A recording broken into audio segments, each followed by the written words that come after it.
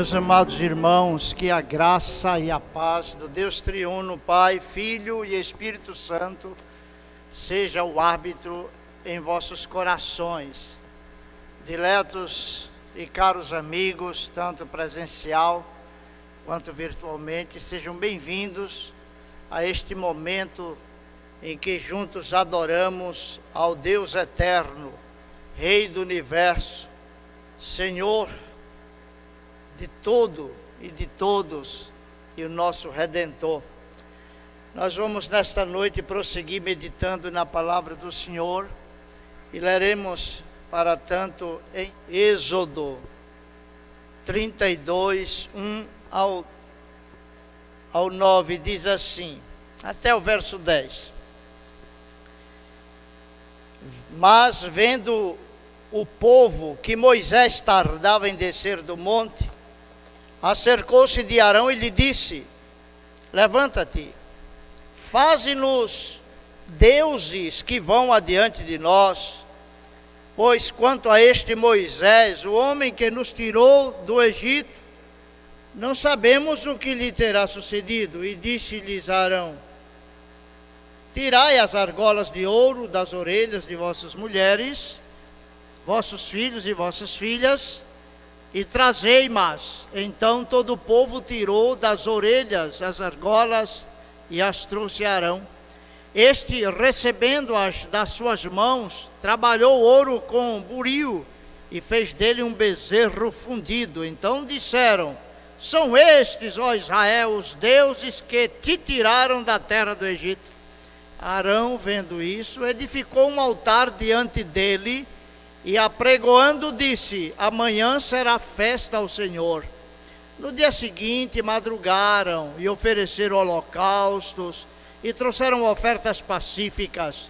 E o povo assentou-se para comer e beber, e levantou-se para divertir-se. Então disse o Senhor a Moisés: vai, desce, porque o teu povo que fizeste sair do Egito se corrompeu, e depressa se desviou do caminho que lhe havia eu ordenado.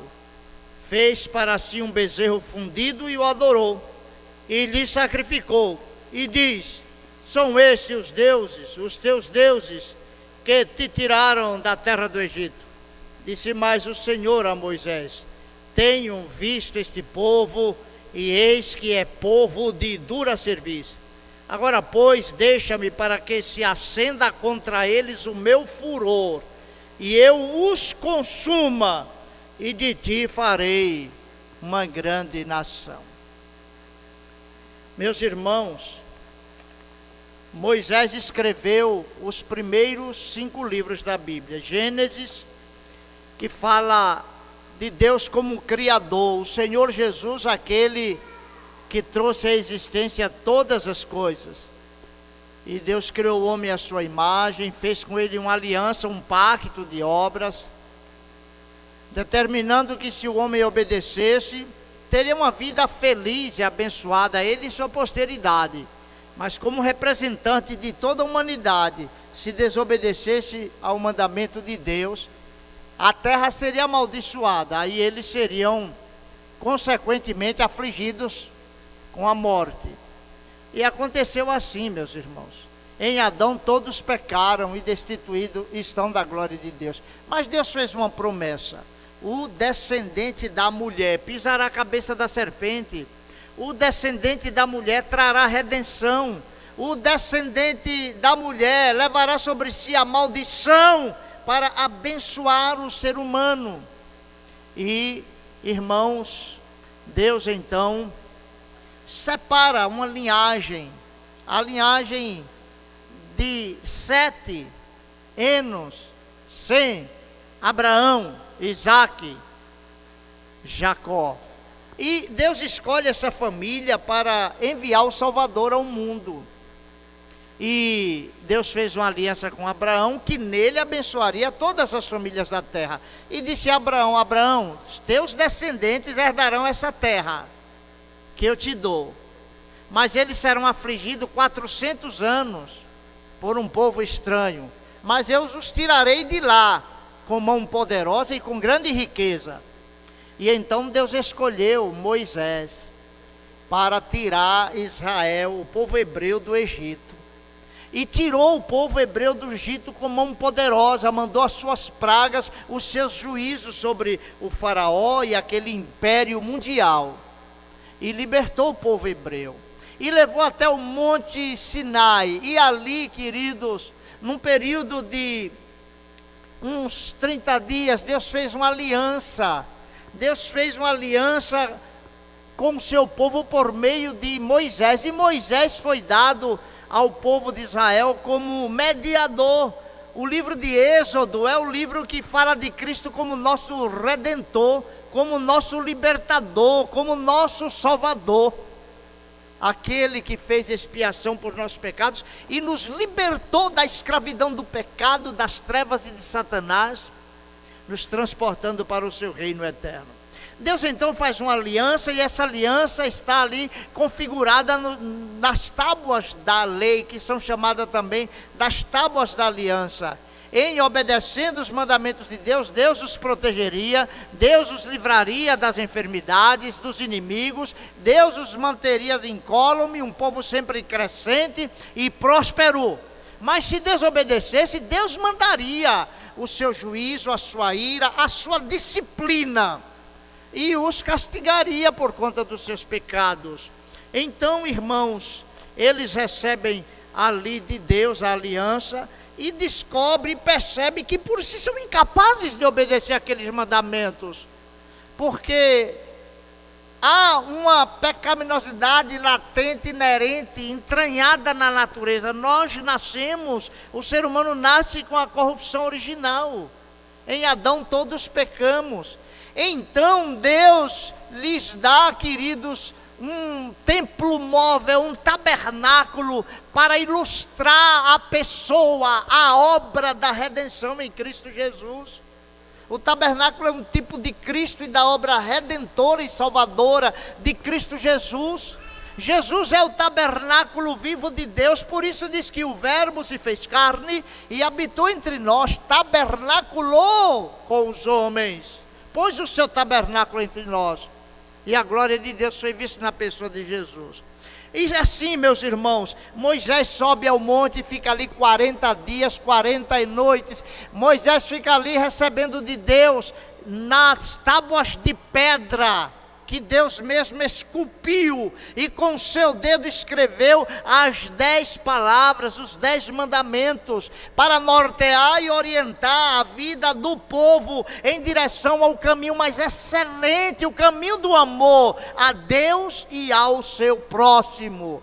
Mas, meus irmãos, o povo pensou consigo: Moisés morreu, ele não vai voltar aqui, então Arão trata de nos fazer aí um Deus. Cria aí um Deus para nós, traz aí uma representação de Deus.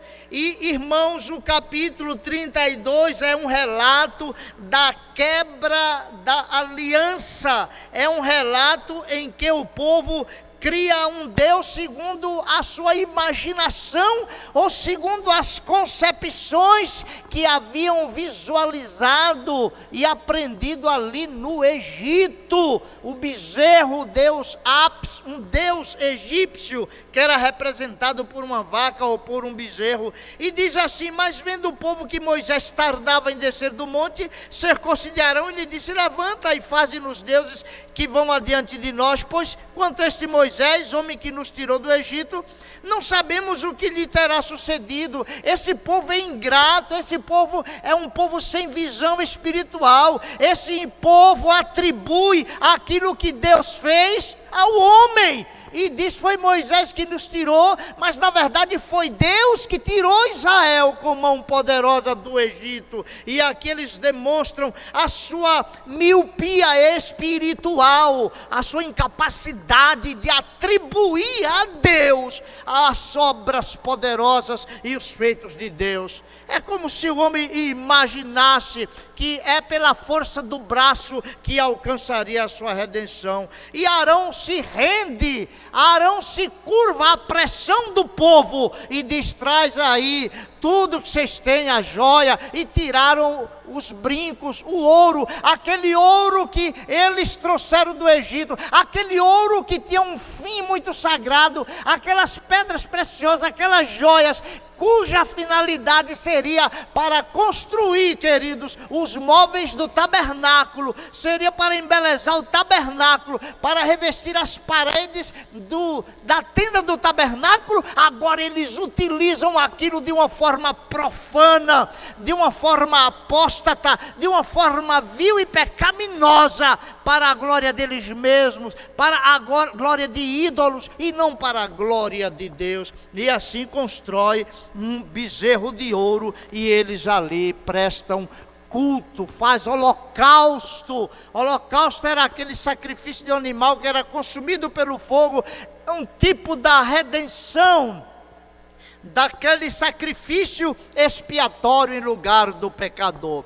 Assim, meus irmãos, aquele tabernáculo, cuja planta Moisés recebeu do próprio Deus, e que era um símbolo da glória e da presença de Deus, sofre uma interrupção por causa dessa apostasia do povo de Israel, aqui representada no fabrico deste bezerro de ouro. O povo demonstra sua impaciência. A impaciência, queridos, é uma obra da carne pecaminosa. A impaciência de querer apressar as coisas, queridos, a impaciência para se afastar dos caminhos de Deus, isto é obra de uma natureza corrompida e pecaminosa, o que o povo de Israel expressa aqui muito claramente. E essa apostasia demonstra a incapacidade que o ser humano tem de manter-se fiel a Deus e de cumprir os requisitos e os preceitos da aliança que Deus faz com o seu povo, quebrando assim o pacto que Deus faz com eles por meio dos 10 mandamentos. O pecado da apostasia, meus irmãos, é uma rejeição expressa a Deus e a sua aliança. Esse pecado da apostasia, aqui representado nessa idolatria, nessa cópia dos deuses egípcios, nessa reprodução do culto egípcio, para representar Yahvé, Deus. É tanto que eles dizem: vamos prestar culto a Yahvé, ao Senhor, Senhor em letras aí garrafais, maiúsculas, que é o nome para Deus, o nome de Yahvé. Está atribuindo àquele bezerro o nome, o título solene, o nome ímpar de Deus, Yahvé, o Deus da graça, e atribui àquele bezerro a saída deles da opressão egípcia. A figura do bezerro de ouro é uma reprodução da idolatria egípcia, e, como disse o comentarista Brodman, reflete o significado quase universal do boi como símbolo de vigor e força no Oriente Próximo antigo. E é provável, meus irmãos, que eles tenham se inspirado, é quase certo que eles tenham copiado essa ideia exatamente dos deuses egípcios, que era o deus Apis, representado por uma vaca ou por um touro, um bezerro. E o povo usou um símbolo comum de vitalidade e poder para representar Deus, que é soberano e todo-poderoso. E o curioso é que no futuro, Israel comete esse mesmo pecado, quando sob o domínio de Jeroboão que levou 10 e governou 10 tribos, construiu 2 bezerros de ouro, para que o povo não fosse a Jerusalém adorar a Deus. Que tendência, que facilidade incrível o ser humano tem de se afastar de Deus e levar o povo a afastar-se de Deus, com as suas regras, com as suas invenções, com o seu religiosismo apóstata, abominável, com ares e com aparência de piedade, mas que não é outra coisa senão a apostasia e abandono do Deus vivo e verdadeiro e das suas leis. Meus irmãos, Deus é espírito, Jesus disse: importa que Deus seja adorado em espírito e em verdade.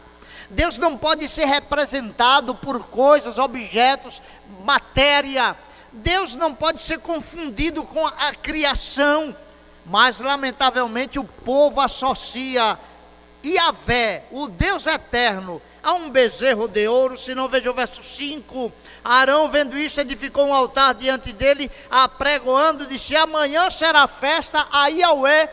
Senhor, aí com as letras todas maiúsculas, é o nome para Deus. Adonai, Senhor, Yahvé.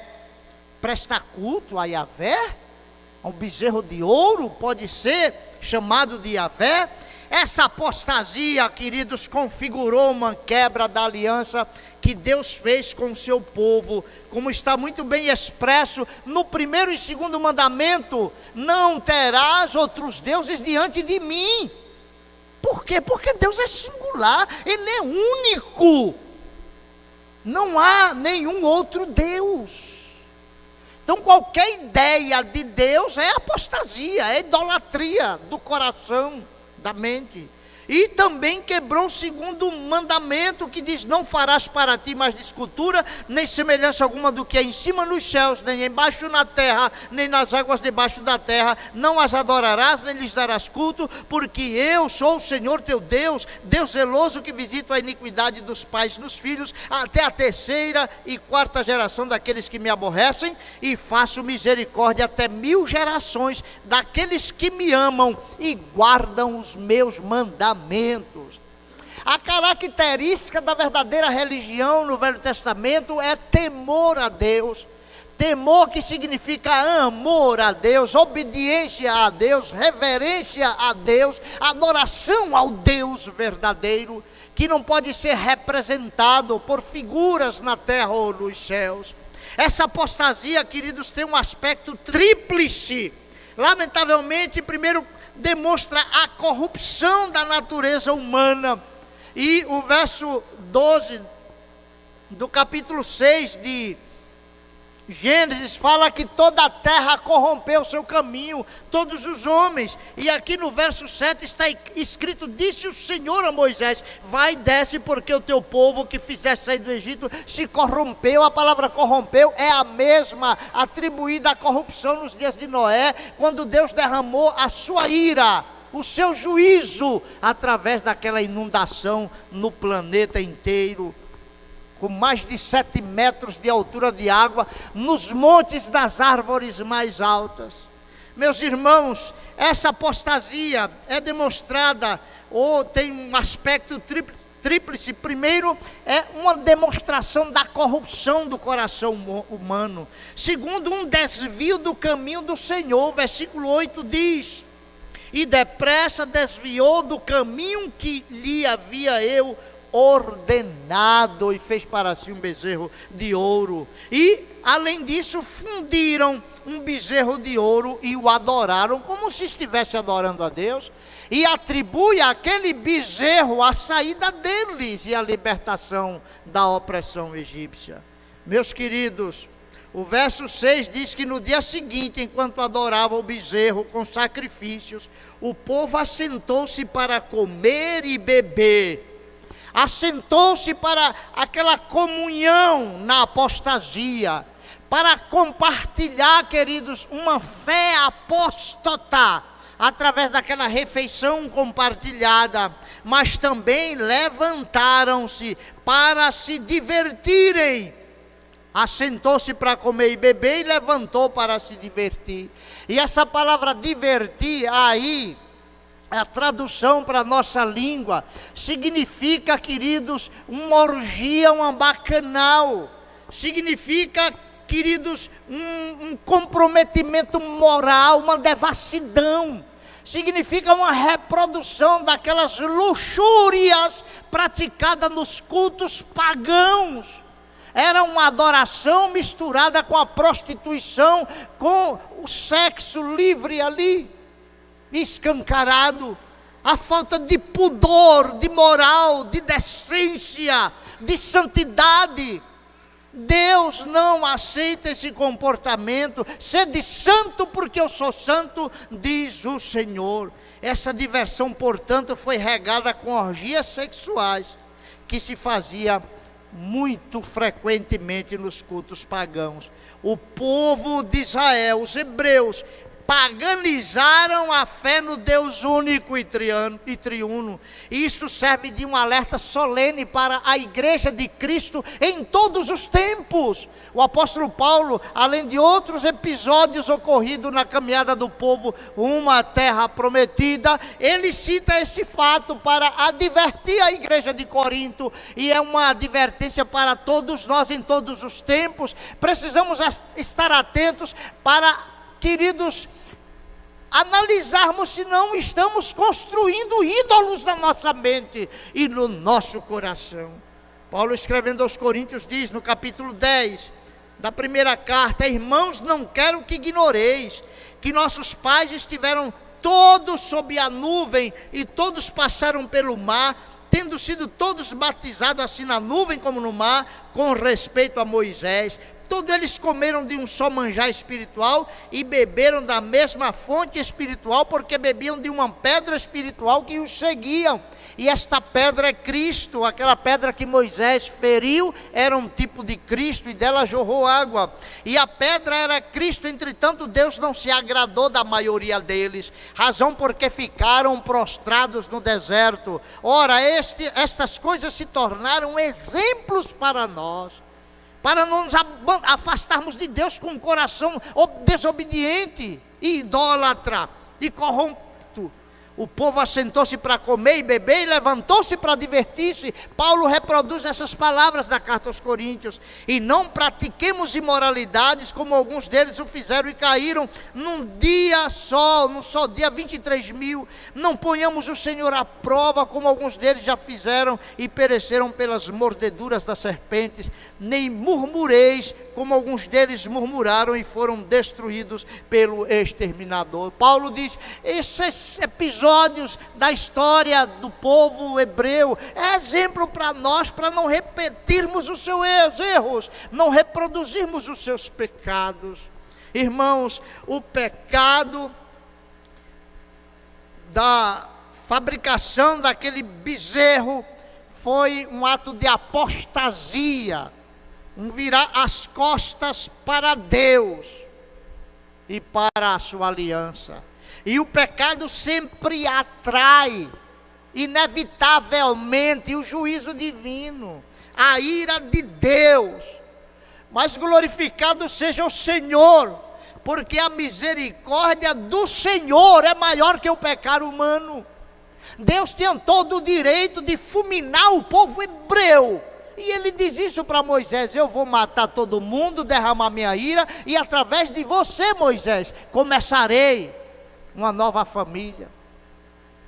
Na verdade, Deus está aqui testando, inclusive, o coração de um mediador. Moisés está submetendo Moisés a um teste, a uma prova. Até onde Moisés será paciente com este povo? Moisés foi mediador entre Deus e Israel, e Deus o testa para saber o quanto ele está pronto a amar aquele povo de coração duro, quanto ele está disposto a repetir, a reafirmar a aliança de Deus com aquele povo, quanto ele está disposto a comunicar o juízo, a santidade de Deus, a ira de Deus, mas a misericórdia e a compaixão de Deus para com aquele povo de dura cerviz, de cangote endurecido, daquele povo resistente.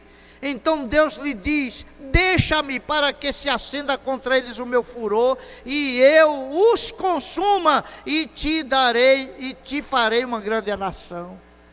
Ah, meus irmãos, se Moisés tivesse dito: é isso mesmo, Senhor, acaba com aquele povo indigno e miserável, aquele povo ingrato, eu não suporto mais aquele povo, o que teria acontecido? Israel teria sido dizimado da face da terra. Mas Deus está aqui testando o coração de um líder, para ver até quanto ele está pronto a caminhar com Deus reafirmando, proclamando, repetindo as verdades de Deus aos ouvidos de um coração, de um povo de coração duro, de ouvido insensível. Então, como diz o versículo 13 deste capítulo, Moisés ora a Deus, Moisés apela para a misericórdia de Deus, Moisés conclama a Deus que se lembre da aliança feita a Abraão, a Isaque e a Jacó. Deus diz: eu me arrependo de manter esse povo, eu quero destruí-lo com a minha ira. E Moisés diz: não, meu Senhor, lembra-te de Abraão, de Isaque e de Israel, teus servos, aos quais por ti mesmo tens jurado, e lhe disseste: multiplicarei a vossa descendência como as estrelas do céu, e toda esta terra de que tenho falado, dá-la-ei a vossa descendência, para que a possuam por herança permanente. Então se arrependeu o Senhor do mal que dissera havia de fazer ao povo. Esse arrependimento aqui de Deus, meus irmãos, não compreenda como um sentimento humano. Deus usa assim aqui uma linguagem humana, um antropomorfismo, para poder expressar o sentimento de Deus de reprovação do pecado e uma mudança de sentença. Ao invés de ira, a intercessão de Moisés, queridos, resultou em misericórdia.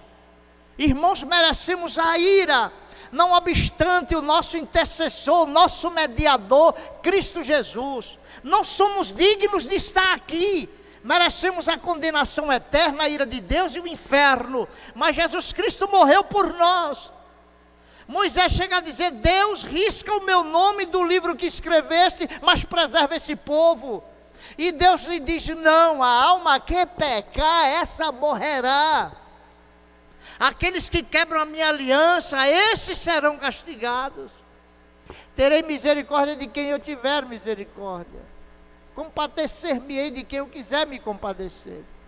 Meus irmãos, Deus então ouve o clamor de Moisés, a oração de Moisés, e esse arrepender de Deus, entenda, a mudança de sentença.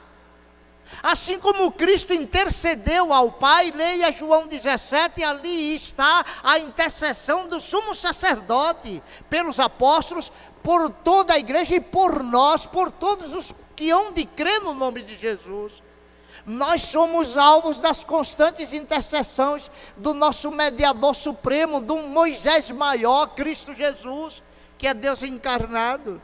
Queridos irmãos, quando Moisés desce do monte Sinai com as tábuas da aliança em suas mãos, os 10 mandamentos, versos 15 e 16, diz que Moisés, quando viu o quadro patético daquela apostasia, aquela adoração profana e ímpia, Moisés se enfureceu, Moisés se irou, Moisés se indignou e arremessou as tábuas da lei no chão e arrebentaram. Aquilo simbolizou a quebra da aliança por conta do pecado do povo hebreu. Moisés tão irado ficou que quebrou as tábuas da lei ali ao pé do monte, e isso indica que a aliança de Deus com o povo fora quebrada por parte do povo. Moisés então pega aquele bezerro, o queima, o destrói, o reduz a pó, espalha em água e dá ao povo para beber do seu próprio pecado, sorver aquele cálice amargo da sua rebeldia contra Deus.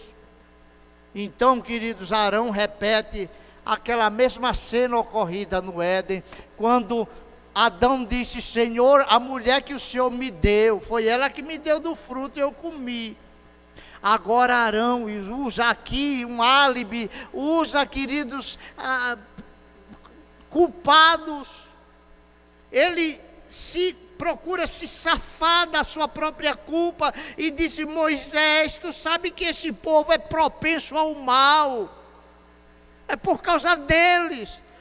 Meus irmãos, jamais poderemos usar como desculpa para as nossas falhas de caráter, os nossos pecados, as pessoas que estão em volta de nós. Quantas vezes o marido diz: ah, minha mulher é difícil, por isso ele traiu. Ah, o meu marido é tão rude, por isso que eu o abandonei. Ah, os meus filhos são difíceis, eu os levei para o orfanato, para uma casa de menores. Queridos, não podemos usar os outros para nos desculparmos das nossas próprias culpas. Nas relações interpessoais, ninguém erra sozinho. Todos têm sua parcela de culpa. Por isso é importante que cada um olhe para si mesmo e admita: eu errei e quero corrigir. Vamos ao pé da cruz, vamos à presença de Deus, buscar nele graça, força e misericórdia, porque sozinhos não podemos, sozinhos não conseguimos. E erraremos todos os dias, ao pensarmos que a culpa é dos outros, ao nos deixarmos influenciar pelo sussurrar das más intenções dos que estão em volta de nós. Somos todos culpados pelos nossos atos. E Arão aqui tenta se desculpar, mas não há como fugir da sua própria culpa. É importante lembrar que o pecado separa, afasta o homem de Deus. Abacuque, ele escrevendo o seu livro, diz: Deus é tão puro de olhos que não pode ver o mal. O próprio Moisés, que havia suplicado o perdão de Deus para um povo rebelde, ele mesmo vendo que o povo estava desenfreado e havia desonrado a Deus, Moisés mesmo expressou, externou a sua ira. E ele diz, apesar de ter ouvido de Deus o que estava acontecendo no meio do povo, a ira de Moisés só se acendeu quando ele viu com os próprios olhos o ídolo que eles haviam fabricado, e em seu furor ele despedaça as tábuas de pedra que recebeu de Deus. Irmãos, os pecadores estão perdidos quando eles tentam se agarrar às suas próprias e loucas apostasias fantasiosas. Quando tentam criar um Deus e dizer que isso é o Deus que nos livrou, é o Deus que nos criou, é o Deus que nos libertou. Não há outro Deus além do Senhor, e Ele recusa-se a ser representado por qualquer imagem de homens, de animais, do que quer que seja. Deus não pode ser confundido com a criação. Não somos panteístas. Cremos no Deus separado da criação, o Deus que é o Criador e a criação obra das suas mãos. E jamais poderemos curvar-nos diante de um ídolo. E peca qualquer segmento religioso quando põe um objeto como referência de culto.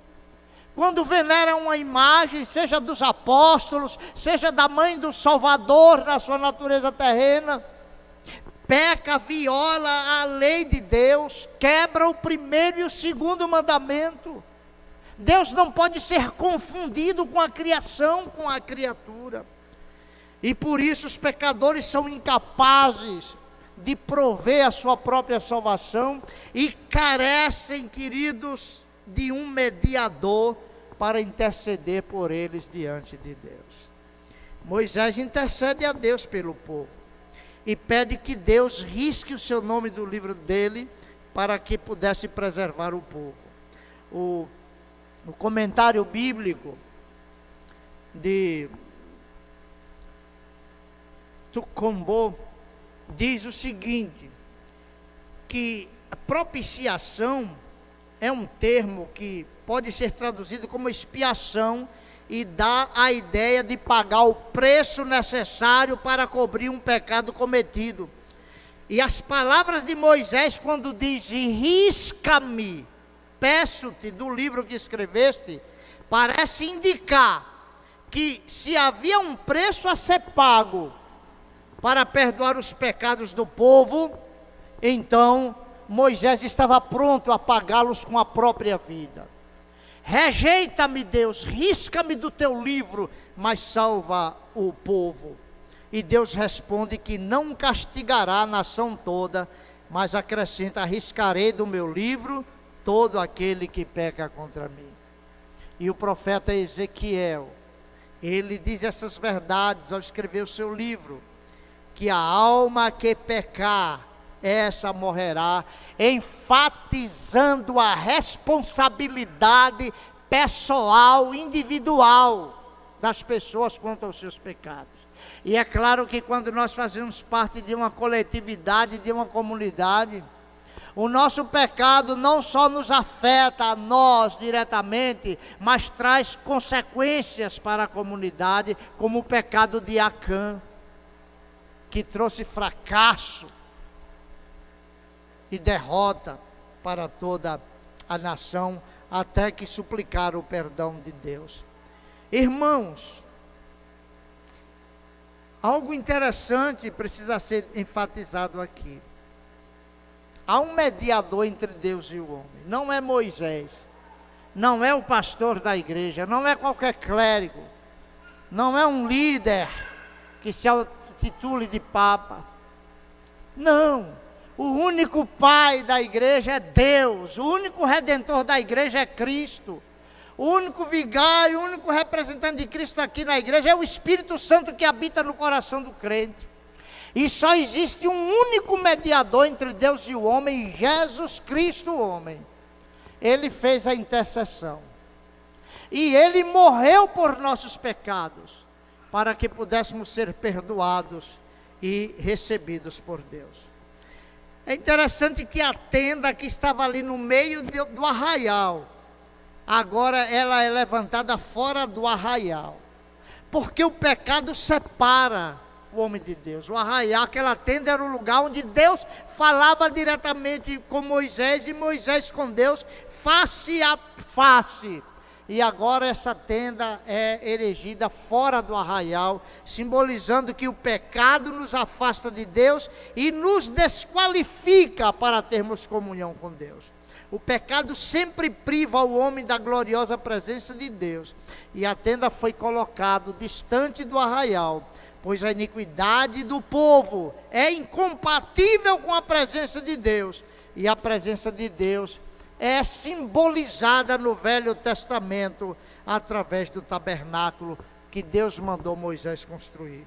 Deus havia ameaçado destruir o povo, mas não o fez em resposta à súplica de Moisés. Como todos nós merecíamos ser rejeitados e destruídos por Deus, mas Cristo intercedeu por nós, e não somente isto, Ele morreu por nossos pecados, para que Deus nos perdoasse e nos recebesse na sua casa, nos seus céus. Cristo pagou o preço da nossa redenção ao morrer na cruz por nossos pecados, assim como o tabernáculo e todo o rito de culto, sacrifícios, tipificavam o sacrifício de Cristo, que cobriu o pecado dos israelitas. Apesar de pecadores, Deus não os destruiu. Tanto é que a nação de Israel existe até os dias de hoje, porque Deus a tem preservado como um sinal para o mundo inteiro de que Deus é Deus. É claro que Israel não será salvo senão por Cristo Jesus. Nem judeu, nem gentio, todos serão salvos apenas pela mediação de Cristo. A gente não pode esquecer, meus irmãos, que somente um tem a qualificação para se oferecer como um sacrifício agradável a Deus pelo pecador, e este é Cristo Jesus.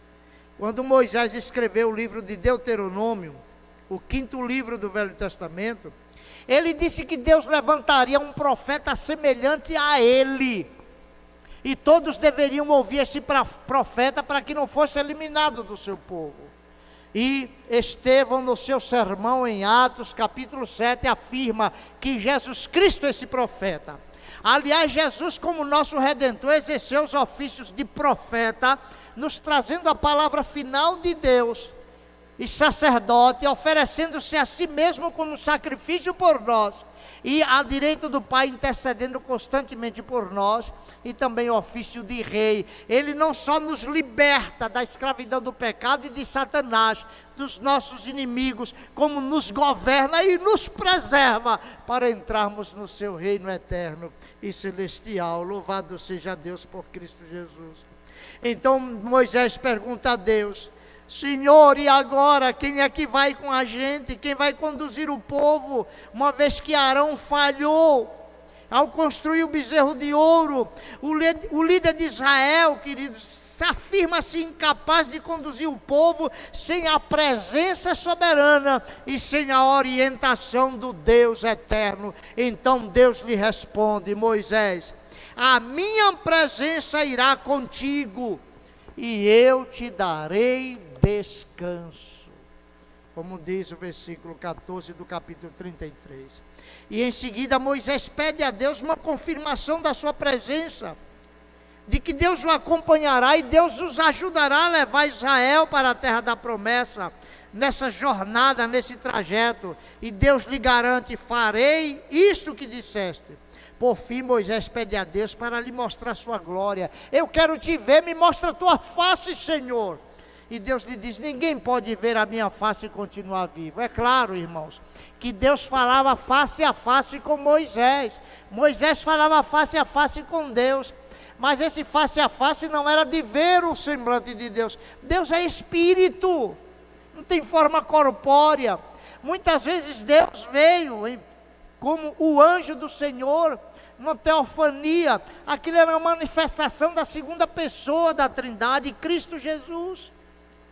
Mas jamais ninguém viu Deus Pai. Mas Deus disse para Moisés: eu te mostrarei minha glória, te colocarei numa fenda e passarei, tu me verás pelas costas. E lembre-se que eu estarei com vocês e conduzirei o meu povo até a terra da promessa. Entretanto, esse povo de dura serviço ficará no deserto, sepultado no deserto por causa dos seus pecados, mas os seus filhos entrarão na terra da promessa. E assim, meus irmãos, Deus renova a aliança. O tabernáculo é construído.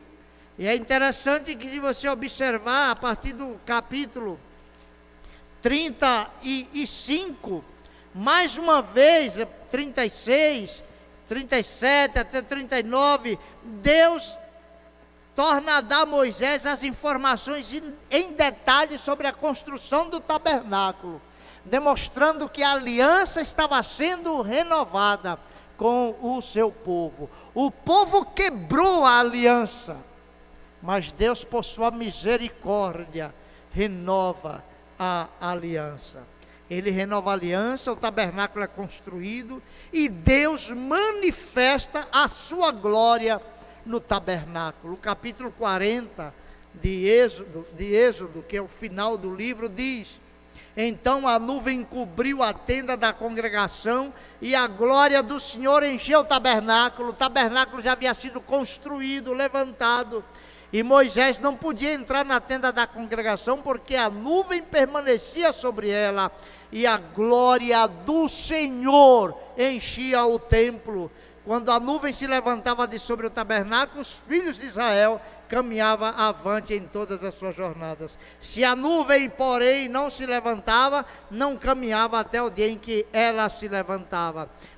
De dia a nuvem do Senhor repousava sobre o tabernáculo, e de noite havia fogo nela, à vista de toda a casa de Israel em todas as suas jornadas. Como Deus é misericordioso e dá aquele sinal visível da sua direção. Aquela nuvem era a glória de Deus sobre o tabernáculo. Quando a nuvem se levantava, se movia, o povo levantava, desmontava o tabernáculo e seguia na direção da nuvem, que era Deus conduzindo o povo para onde Deus queria levá-los. E aquele fogo à noite era a glória de Deus iluminando o tabernáculo, e o povo de Deus dizendo que a glória de Deus estava sobre aquele povo para dirigir-lhes no caminho da redenção. E o interessante, irmãos, que cerca de 1500 anos depois desses acontecimentos, depois da construção do tabernáculo, então o Verbo se fez carne e habitou entre nós. A realidade, meus irmãos, se torna visível. O tabernáculo é sombra, Cristo é a realidade. Então Cristo habitou entre nós, e diz a Escritura em João 1,14, cheio de graça e de verdade, e vimos a sua glória, glória como do unigênito do Pai. A glória de Deus hoje nas nossas vidas não é na forma de uma nuvem ou de fogo, é da gloriosa presença de Jesus em nossas vidas, na pessoa do Espírito Santo que habita em nossos corações. Irmãos, concluindo, o homem é o mesmo em todos os tempos, sempre propenso e inclinado ao mal. Em nossos dias os homens continuam adorando nos mais diversos altares idólatras e apóstatas, abandonando os mandamentos de Deus. Os ídolos apenas mudam o formato, mas a apostasia do coração continua a mesma. É uma religião sem obediência a Deus, uma religião nominal, uma religião sem um compromisso radical com Deus, uma religião apenas na formalidade.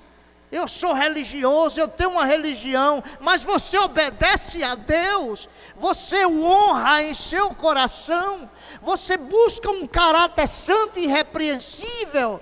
Como é que estão as motivações da alma e do coração? Você glorifica e santifica a Cristo em seu coração?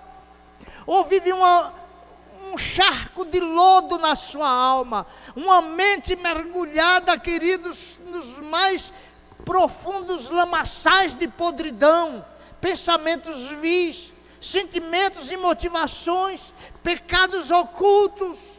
Os ídolos mudam o formato, mas a apostasia continua, através de uma religião formal, nominal, sem piedade. Os mais diversos ídolos do coração, como o egoísmo, o orgulho, a soberba, o materialismo, a impaciência em permanecer um tempo mais na presença de Deus, lendo a sua palavra para conhecer sua vontade, orando para receber de Deus vigor e força, vigiando para não cair no laço e nos caminhos do diabo. Ah, meus irmãos, o hedonismo, a escravidão aos vícios. É importante lembrar as palavras de Jesus, porque do coração procedem maus desígnios, homicídios, adultérios, prostituição, furtos, falsos testemunhos e blasfêmias. Ainda é importante lembrar, queridos, que mais cedo ou mais tarde, tudo aquilo que nós tentamos fazer sem a bênção do Senhor será frustrado, não terá êxito. O pecado sempre traz consequências, e consequências amargas à vida. Mas apesar de nós, Deus é misericordioso. Sim, meus queridos. E em sua imensa graça, Ele em Cristo faz uma aliança eterna de redenção para a sua igreja. E assim como deu Moisés para conduzir Israel à terra prometida, a Canaã, Ele deu à sua igreja o seu Filho unigênito, Jesus Cristo, maior que os anjos, maior que Moisés, maior que o sacerdócio arônico, maior que o próprio universo, que ultrapassa os céus, para nos remir, interceder por nós, e para nos levar ao seu reino celestial, à casa do Pai. Israel tem um tabernáculo, símbolo da presença de Deus. Mas o crente, a igreja tem Cristo, meus irmãos, tem a presença de Deus na pessoa de Jesus. Jesus disse: eu estou convosco até a consumação dos séculos. E, queridos, lembremos-nos, Deus não mudou, é o mesmo ontem, hoje e para sempre. Deus continua odiando, detestando o pecado. O pecado é sempre rebelião contra Deus e transgressão dos seus mandamentos. E ninguém venha pensar que pode viver uma vida leviana, uma vida promíscua, uma vida vã, uma vida em pecado, deliberadamente e achar, queridos, que vai entrar na casa do Pai. É preciso nascer de Deus, nascer do alto, ser uma nova criatura.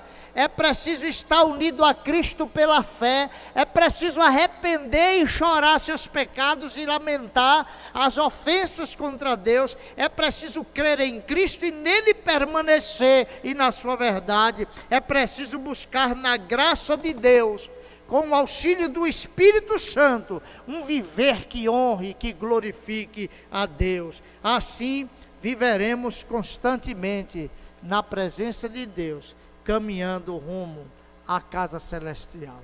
Deus nos salva por sua graça, mas não para vivermos nas desgraças. Deus nos salva do poder do pecado, meus irmãos.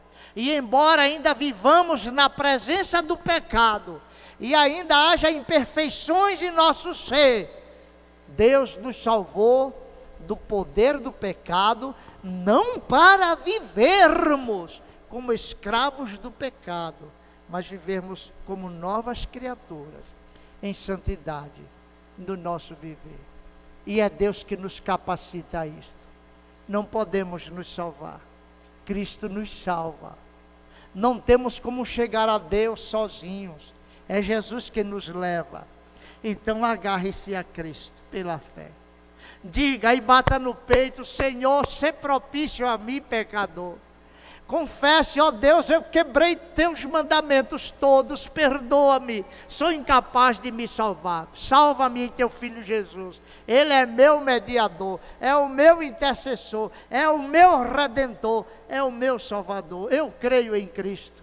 E aquele que com a boca confessa que Jesus é Senhor, e em seu coração crê que Deus o ressuscitou dos mortos, aquele que morreu por nossos pecados, este tem a vida eterna. E que cada um de vocês seja um desses salvos eternamente por Jesus. É o que sinceramente desejamos e é pelo que oramos. Vamos falar com Deus? Querido Senhor, obrigado por tua palavra. Obrigado por teus ensinamentos. Nos ajuda a viver, Pai, como povo da aliança, como remidos em Cristo. Nos capacita a vivermos para a tua glória somente. Salva os que são teus, Pai. Atrai em Cristo irresistivelmente todos aqueles que ouviram a tua santa palavra. Eu oro a ti em nome de Jesus, nosso Deus e Salvador. Amém. Irmãos, que a graça do Senhor Jesus, o amor de Deus nosso Pai, a comunhão e as ternas consolações do Espírito Santo repouse sobre nós, sobre todo o povo de Deus na face da terra, hoje e por todo sempre. Amém.